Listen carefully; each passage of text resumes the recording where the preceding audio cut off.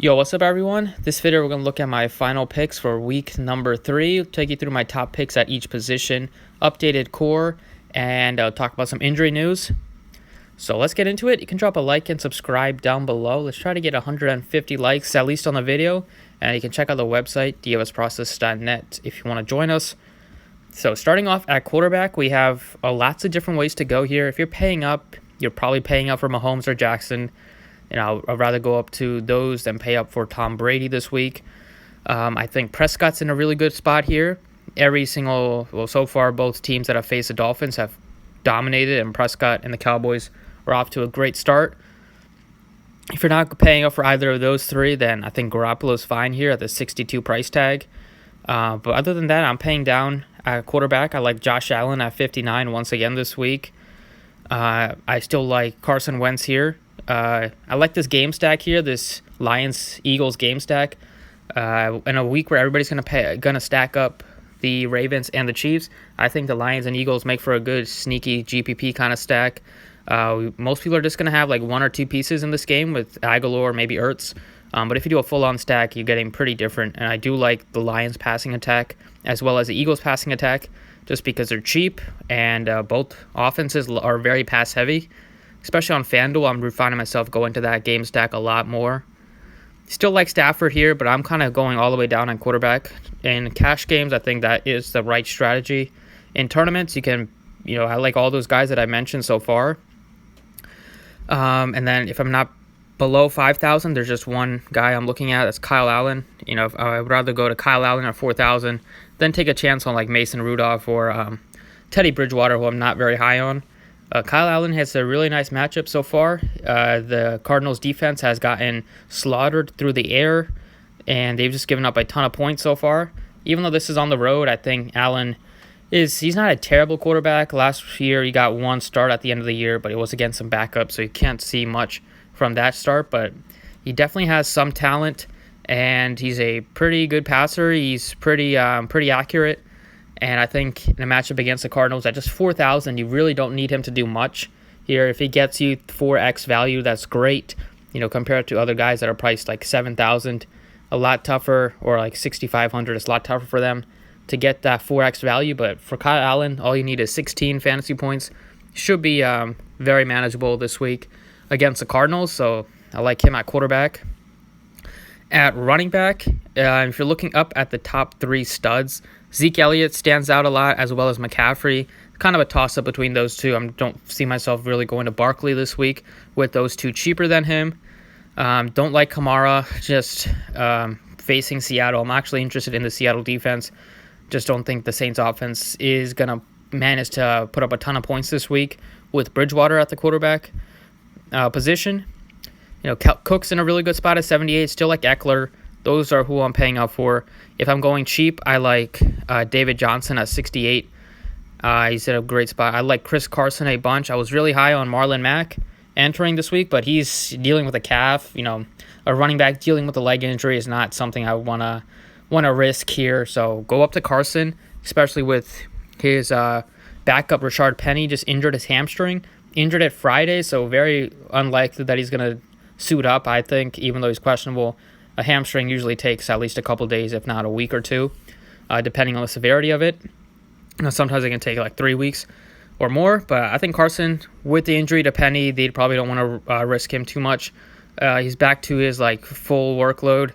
Last week he had a fumble, but he was still involved on the ground with 15 carries. He's still getting involved in the passing game, and it's a good matchup against the Saints, who have gotten gashed on the ground through the first couple weeks. And he's at home as well. So go with Carson. And then I'm paying out for Zeke Elliott at 8,900.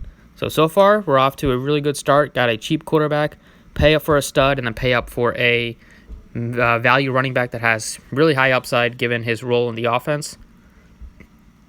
At the receiver position, my favorite is still going to be pay up for a receiver. If you go cheap at quarterback, you can pay up for multiple receivers and pay up for a running back, which is why I kind of like, going with taking a chance with Allen.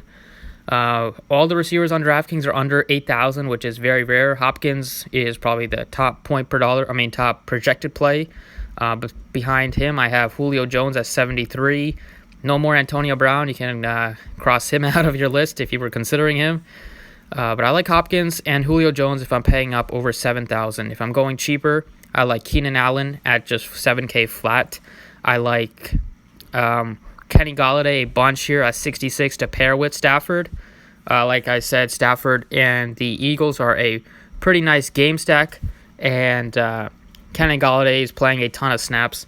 Played like 98% of the snaps in week 1. Last week he played about 92%, I believe. He's just going to be on the field the entire game, has monstrous upside.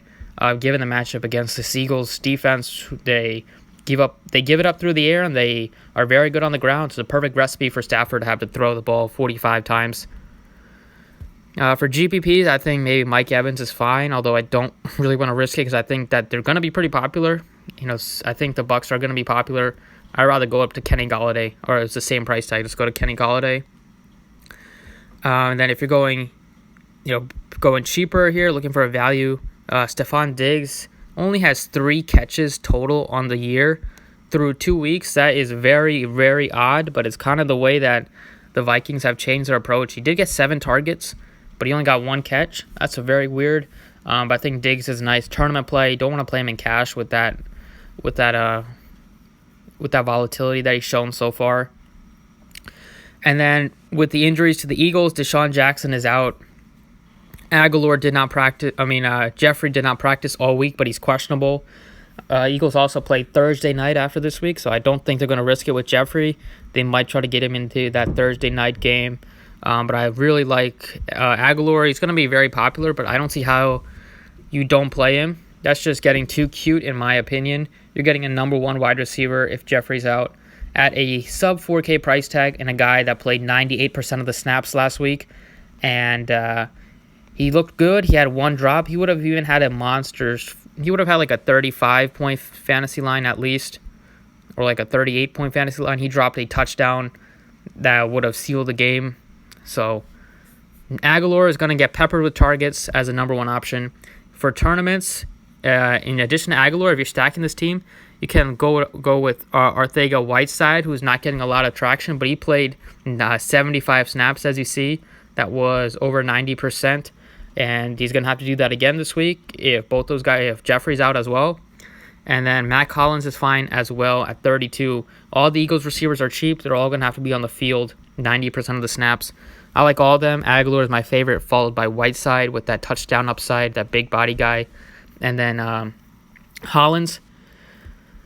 So that's where I'm looking at wide receiver. Like I said, if you're going with the Detroit stack, I like Marvin Jones with Golladay, with Aguilar, with Ertz. Just feels like it's a really good, easy way to get exposure to this game. I don't think a lot of people are going to do it. Also like Emmanuel Sanders here at 4,800. Joe Flacco looked his way a bunch last week. 13 targets. He just missed a 100-yard bonus by 2 yards. In a matchup against the Packers, they're probably going to have to throw the ball here on the road quite a bit. At 4,800 as a number 1 option, he is a really good play. So that's where I'm looking at receiver here. If you're going even cheaper, I like Metcalf at 47. Cortland Sutton is a nice pivot away from Sanders. Sanders getting all the talk this week. Sutton is right there, $300 cheaper than him. Then I don't see myself really going super cheap at wide receiver besides Aguilar, just because don't feel the need to do that, except Danny Amendola. For tournaments, ultimate boom or bust play. 7 catches for 26 fantasy points week 1. Week 2 had nothing. But he's still playing over 50% of the snaps. If you look at the snap counts, he is way behind Marvin Jones and Kenny Golladay, but he's still playing enough that he can pay off a 3,800 price tag. That's really cheap. So I'm going to go with Aguilar here and go with Julio Jones and go with Kenny Golladay. So that's what I'm liking at receiver. Still like Sanders. You can throw him in at the flex position, but if you're just playing one of Sanders or Aguilar, I will go with Aguilar at that price tag. So that's what I like at quarterback, running back, and wide receiver. Let's talk about tight ends this week. At tight end, I am not going to pay up for Kelsey, just because I think I can get better value with Ertz at 57. He got 16 targets last week, only pulled in 8 of them. That's very rare that you see that target-to-catch ratio for Ertz. He's usually very sound and secure when he's targeted. I think this is the week that he gets into the end zone. I think this is the week that he breaks 100 yards. See a big game coming from Zach Ertz with the injuries to the other Eagles wide receivers. I'm not going to have Kittle with Ertz right there. I like Andrews a lot at 4,600. He was limited, but he was questionable, I think, going into last week, and then he put up a monster line again. So he's fine, especially if you're stacking that game. So I'm liking Ertz a lot. I like Andrews. If you want to go cheap here, I like Greg Olsen at 37. I would like him a lot more if Cam Newton was there, but I think he's still viable. Even though he's a little hurt, it's not super appealing anymore. But Hawkinson, I like him. Like I said, I'm pretty high on this Lions-Eagles game. It could backfire, but I like the prices on all of them, all the players in this game, especially the receivers and tight ends. And I could see a huge shootout potentially in this one. And Hawkinson as well. Like a perfect tournament play. He's not going to be very popular after a disappointing line, but he has monster upside, and he is playing 80% of the snaps at tight end. So, yeah, that's where I'm looking at tight end, and I don't see myself going any cheaper than Hutchinson here at 35. Just go to Hutchinson or pay up for Andrews or Ertz or even Evan Ingram at 52, I think, is a decent play. And then at the at the defense, Cowboys are the top defense, Cowboys and the Patriots. If you're paying up for either one of those. Patriots are $500 cheaper. They're going to be more popular, I think, just based on their last week's performance and based on the price tag relative to the Cowboys.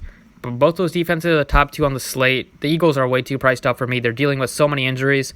They're missing. If you look at their injury report heading into this week, it's littered with top starters. Their defensive line is really banged up. Malik Jackson's hurt. Tim Jernigan's out with a broken foot, so they're missing two out of their top three defensive tackles. It's going to make it more difficult for them to put pressure on Stafford, which is why I like going with that Lions passing attack this week. I like the Seattle Seahawks defense a lot at 3,200 playing at home against Teddy Bridgewater. Really nice price tag. Even the Vikings, I like them at home against the Raiders. The 49ers facing Rudolph, so if I'm not paying up for the Patriots or the Cowboys, I'm going in the mid-range with the Seahawks and 49ers facing two quarterbacks that are two backups quarterbacks, and they're both at home, which is nice. And I don't see myself really going cheaper than that unless, you can take a chance on, maybe the Chargers. They were pretty hyped up heading into the year. They kind of struggled so far. But besides them, I don't see myself really tacking anybody below the Chargers. Even though I'm not super excited about them, I see myself playing like the 49ers or Seahawks or paying up for Patriots or Cowboys. Those are the four that I have kind of circled for this week. But that's it for this video. Hopefully you enjoyed it. You can leave any comments or questions in the comment section below. And be sure to drop a like if you enjoyed. And let me know what you want to see next. Thanks for watching, and good luck this week.